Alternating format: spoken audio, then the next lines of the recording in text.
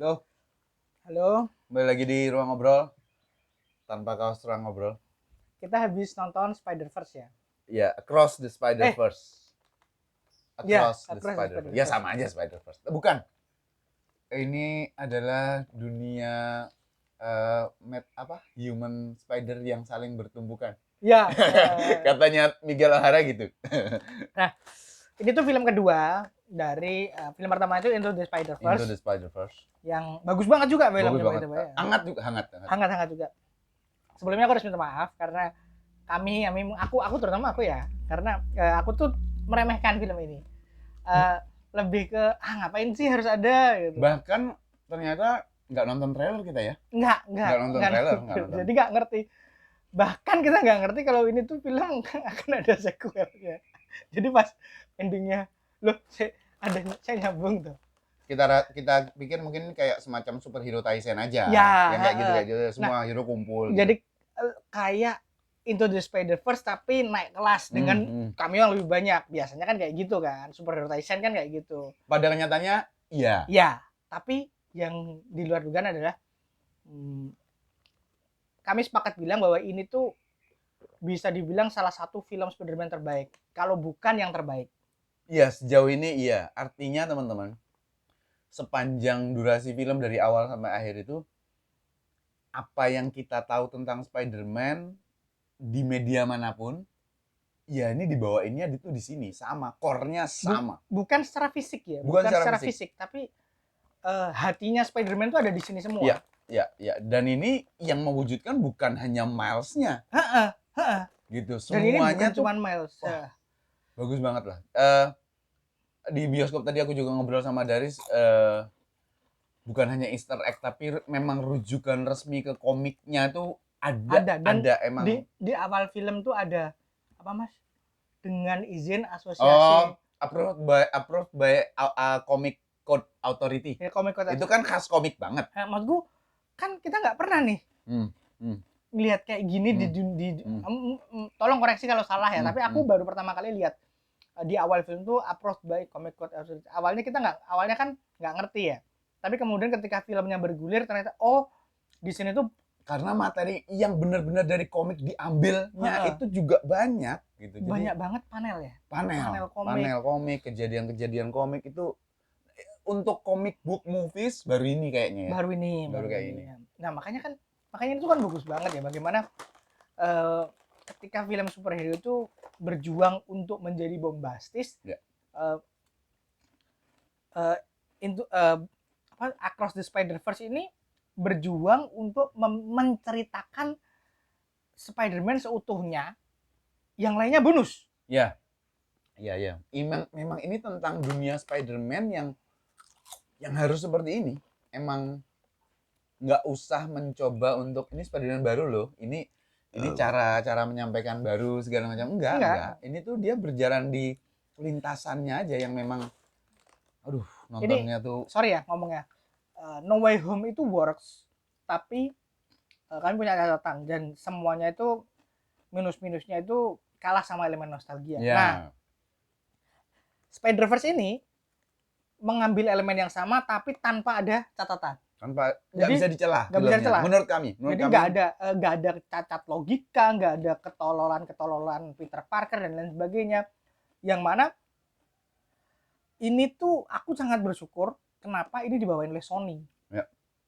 Karena emang Sony tuh ngerti dibanding Marvel. Sony tuh lebih ngerti bagaimana menceritakan Spider-Man. Spider-Man 1, Spider-Man 2, Amazing 1. Sebenarnya secara film kita nggak punya catatan yang gimana ya. Kalaupun Sony merasa bahwa keuntungannya nggak sebesar yang mereka harapkan terus kemudian nggak dikerjain lagi film Spider-Man live actionnya, ya udah. Itu kan karena urusan uang ya. Tapi secara penonton kita tuh seneng sebenarnya. Sudah bukan rahasia kalau aku sama Mas Bagas tuh nggak begitu suka sama Homecoming dan Far From Home karena Spidey tuh nggak gini gitu. Tidak begini Spidey yang aku sama Mas Bagas tahu. Kami bukan mania Spidey banget. Ngikutin tahu iya. Baca komiknya sampai batas tertentu iya. Nonton film-filmnya semua ditonton. Nonton animasinya kayak Unlimited, spektakuler juga ya. Spektakuler, terus aku dari yang Spider-Man tahun 94 yang menasnya kotak. Iya, bukan, yang dulu di RCTI ada yang animated series yang paling terkenal. Oh ya. Itu juga Dan ngikutin. mereka semua muncul di Spider-Verse. Betul.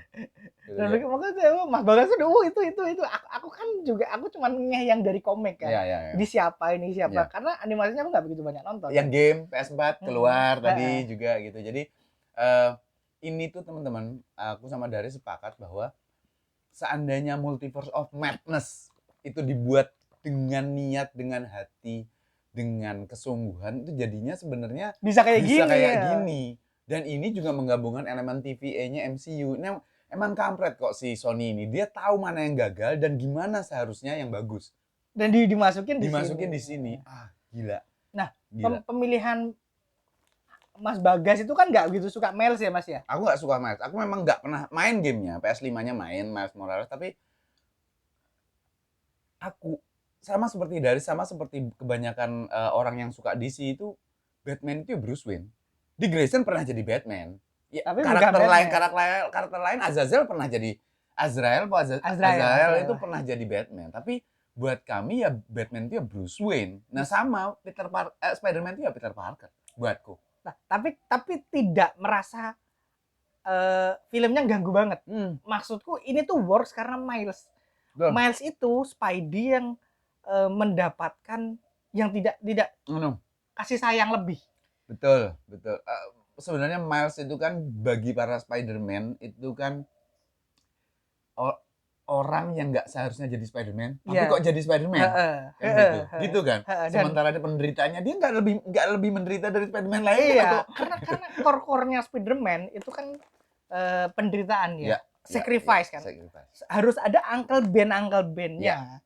Kalau enggak kamu bukan Spider-Man. Nah, elemen ini yang kemudian ditweak sama filmnya bahwa konfliknya begini toh. Konfliknya itu adalah dengan cerdas menampar Spider-Man itu harus gini. Ini tuh namparin film-film comic book movie yang merasa dengan alasan universe mereka boleh dengan alasan alternate universe mereka boleh mengacak-ngacak core inti dari suatu karakter. Betul. Hanya demi uang.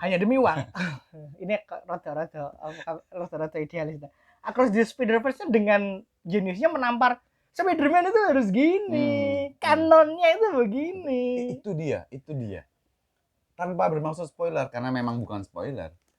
Kata-kata main event atau kanon event kejadian.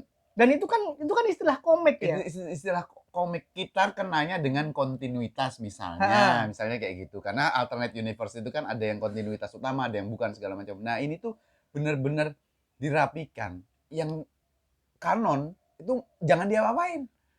Iya. Gitu, nggak boleh kalau kamu ngacak-ngacak yang kanon semuanya rusak gitu. Nah, ini yang dijaga. Nah, ini kan esensi multiverse ya. Sebenarnya kan esensi multiverse tuh kayak gitu. Esensi multiverse tuh semua Batman kalau bapak ibunya nggak mati, dia bukan Batman. Betul. Semua Spider-Man kalau tidak ada Uncle Ben, kamu bukan Spider-Man. Betul sekali. Atau sosok yang mirip Uncle Ben. Iya. Pokoknya itu loh, pokoknya harus ada core karakternya yang kalau nggak ada itu, kamu tidak akan bisa jadi apa-apa.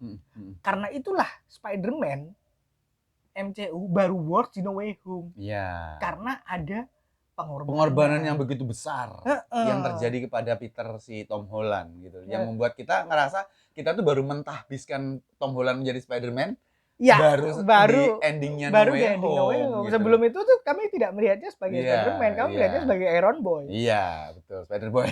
Iron Boy. Makanya gitu. Film Across the Spider-Verse tuh dengan sangat jenius bisa menyampaikan elemen-elemen itu dan nyentil-nyentil komik, nyentil-nyentil film superhero lain, entah dari DC entah dari Marvel. Betul. Kalian tuh kalau mau bikin film dari komik nggak boleh sesukanya. Betul. Emang kalau sesukanya yang terjadi chaos yaitu yang akan kita temui di film The Flash nanti. Sebetulnya kan itu gitu. Tapi another topik itu. Nah, kembali lagi ke Across the Spider-Verse. Yang luar biasanya adalah teman-teman tanpa merusak atau apa ya, mengganggu core utama dari para Spider-Man, jiwanya para Spider-Man, tapi film ini tuh melalui naskahnya juga bisa sangat detail dan rapi untuk setiap adegan, bahkan dialog.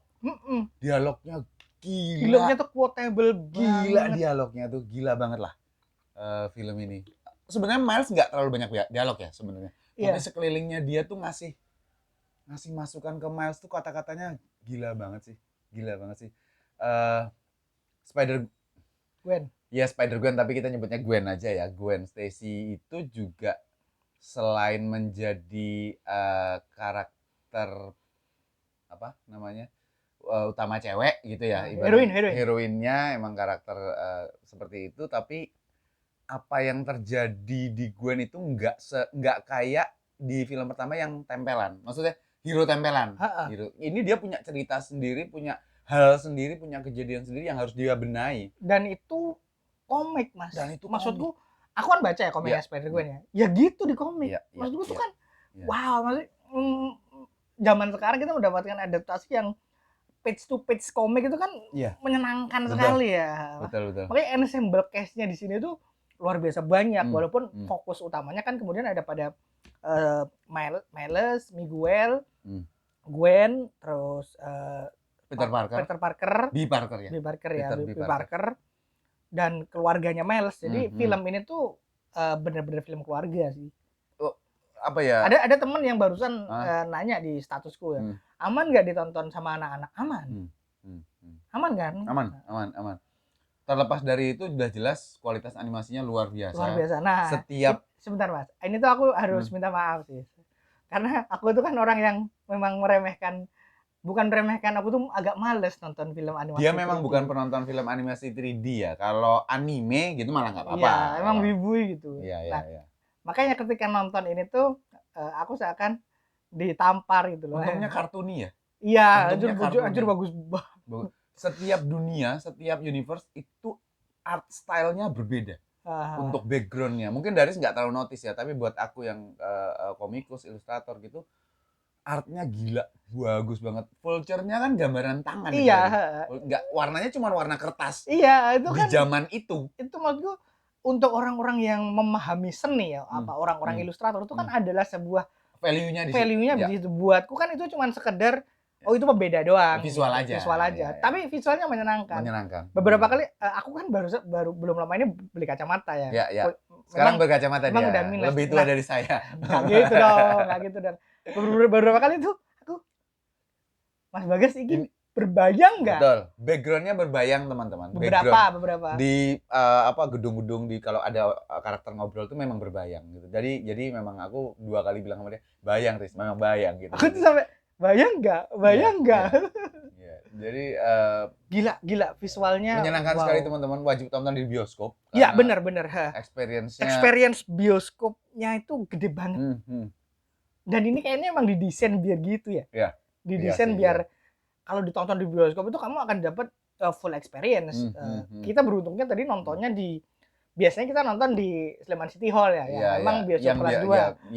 Ya maksudnya standar lah si XX1 itu standar, tapi kita tadi dapat Atmos sama Christie proyektor sama Dolby Atmosnya emang pas bagus banget. Jadi gila. Keren sih. Aku nggak tahu kalau IMAX ya, tapi menurutku nggak, kalau IMAX itu kan live action ya.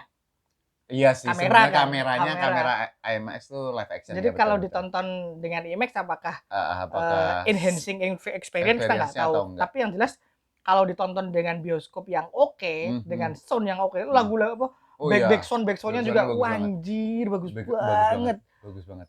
Film ini tuh apa ya, beneran kayak memaksimalkan segala daya potensi yang ada untuk bikin kita baper. Iya. Dan works. Bahkan Riz, menurutku emang apa ya Riz, kalau film ini ditonton oleh orang tua yang sekeluarga yang anak-anaknya remaja pun sangat bagus, karena ini nampar orang tua yang punya anak remaja kan. Family banget, family movie banget. Keren. Karena Spider-Man itu kan dari dulu memang family movie, tidak seperti Batman. Betul. Nah, ini tadi yang kenapa aku bilang Miles Morales itu kan dapat sesuatu, dapat kekuatan gift untuk anak yang kenapa sih kamu yang dapat? Padahal yang lain ngalamin penderitaan gimana. Karena Peter Parker tuh nggak punya kesempatan loh untuk ngobrol secara keluarga sama paman dan bibi May. Karena paman Ben kan udah meninggal nih, tinggal bibi May aja. Apalagi orang tuanya dia kan nggak punya. Sedangkan Miles kan masih bisa ngobrol layaknya keluarga. Punya orang tua yang sayang, jadi segala setengahnya macam. mungkin iri ya. Setengahnya ada keirian kan, apalagi Miguel kan. Ya, maksudnya meskipun levelnya berbeda, tapi kehilangannya jauh lebih kerasa. Miguel itu. Penampilan Miguel tuh kayak Batman. Emang Batman banget. Batman banget perannya di sini tuh dia kayak jadi dia adalah Batman. Bat Spider memang dia tuh emang. Spider-Bat ada sih. Ada sih. Tapi maksudnya Spider-Cat juga menyenangkan. Ya, gitu. Maksudnya cameo-cameonya tuh lucu-lucu banget lah. Iya, works meskipun sebagian besar memang template, tapi kita nggak ngerasa itu. Ya, kok cuman gitu doang. Karena memang ya Spider-Man yang baca komiknya pasti lebih tahu ya. Untuk Spider-Verse itu seperti apa. Tapi Miguelnya gila sih. Miguelnya tuh sedesperate apa dia tuh. Kita jadi memihak dia kalau dia sampai punya batas tertentu ya. Kalau dia punya keputusan dan pemikiran seperti itu tuh kita nggak salah. Jadi memihak dia. Gitu. Jadi jangkar moralnya di sini tuh beneran kayak kita harus membela siapa gitu.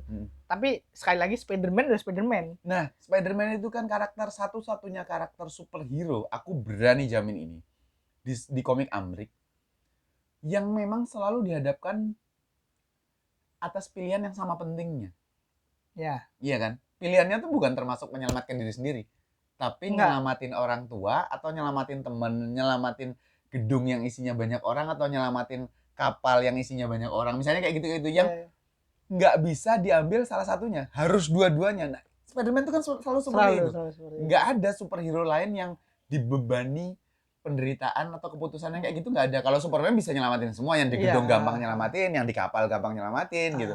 Kalau Batman nyelamatin buminya, bukan orangnya. Kalau orang mah bisa. Kalau Batman tuh skala prioritasnya selalu jelas. Yang karena higher stakes. Kalau Batman tuh selalu itu. Nah, Spider-Man kan emang yang di set jadi street level kan, makanya Spider-Man itu superhero yang tidak pantas masuk di Avenger karena salah satunya kan karena emang core karakternya Spider-Man itu adalah neighbor.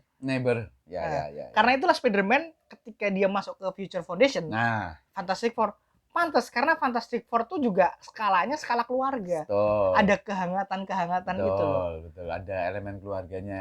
Kalau di Avengers kan ya Avengers itu kan cuman get the job done aja untuk melindungi bumi. Makanya itu loh. Makanya maksudku film ini tuh dengan berhasil mengcapture elemen-elemen itu tanpa bermaksud untuk membuat yang salah satu itu buruk, yang salah satu itu baik. Jadi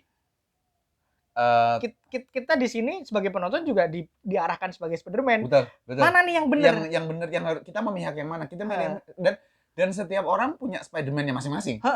Aku senengnya kayak Gwen karena bla bla bla, yang nggak salah juga. Nggak salah juga. Dan yang menariknya lagi adalah teman-teman, ternyata kami berdua berkontemplasi gitu. Terus kemudian nyampe ke pemikiran setelah nonton Guardian of Galaxy 3 yang luar biasa hangat, emosional. Terus dapat ini yang juga hangat dan emosional, tapi ada kemiripan di sisi villainnya GOTG 3 High Evolutionary sama ini villainnya adalah si Spot ini sama-sama merupakan device aja teman-teman, bukan lawan yang kayak Batman harus ngadepin Joker, kayak Superman harus ngadepin Lex Luthor, kayak Captain America harus ngadepin Hydra gitu tuh. Ini enggak, villainnya di Across Spider-Verse ini si Spotnya hanya menjadi device untuk semua elemen dan roda penggerak Spider-Man di Spider-Verse ini bergerak. Bergerak semua. Memang ancamannya jadi besar. Iya. Tapi ternyata Marvel itu works-nya tuh selalu seperti itu. Musuh-musuhnya Spider-Man tuh levelnya level kroco semua bagi Iron Man ya. Bagi Iron Man, bagi Captain America itu gampang ngalahinnya. Tapi Spider-Man kan bukan soal gimana cara ngalahin musuhnya. Tapi gimana caranya supaya ancaman lawan ini hilang, tapi orang-orang selamat. Iya, Spider-Man itu fokusnya selalu begitu. Kan selalu seperti itu. Jadi kayaknya Marvel tuh memang di komik dulu perdebatan antara Marvel dan DC kan selalu Marvel is about karakter hero. Iya, karakter hero, karakter orangnya nih. Jadi tentang down to earth-nya. Seperti itu. Sedangkan karakter-karakternya DC itu memang how to save the earth, how to save people. Itu The bigger picture sih. the bigger picture gitu loh. Jadi kayaknya memang Desainnya begitu. desainnya begitu Nah, dan works buat Marvel. Buat Marvel works banget. soal itu nanti panjangnya akan Ada kita di bahas konten dulu sendiri, ada di konten Tadi sendiri. kepikiran sih. Yes, betul. Kayaknya itu aja ya soal Spider-Verse ya. Sambil kita menantikan Beyond the Spider-Verse sama aku dengar-dengar sih akan ada Spin-off-nya ya. spin-off-nya Spider yang cewek-cewek ya. Aku sih welcome ya. Ya. Karena aku diingatkan kenapa aku kok suka Spider-Gwen di sini. Kenapa tuh? Ya memang cantik aja. Oh iya. Maksudku aku Unik sih ya. unik. Desainnya itu kan memang menarik ya. Betul. Menarik dan karakternya di sini tuh kompleks gitu. Aku Aku tuh suka Spider-Gwen dari Spider-Verse pertama komiknya tuh aku udah suka sama Gwen. Cuman kemudian kan ya udah lewat. sebetulnya secara karakter Gwen yang tidak menjadi Spider aja jauh lebih menarik dari Mary Jane kan. Iya. Sebenarnya kan gitu.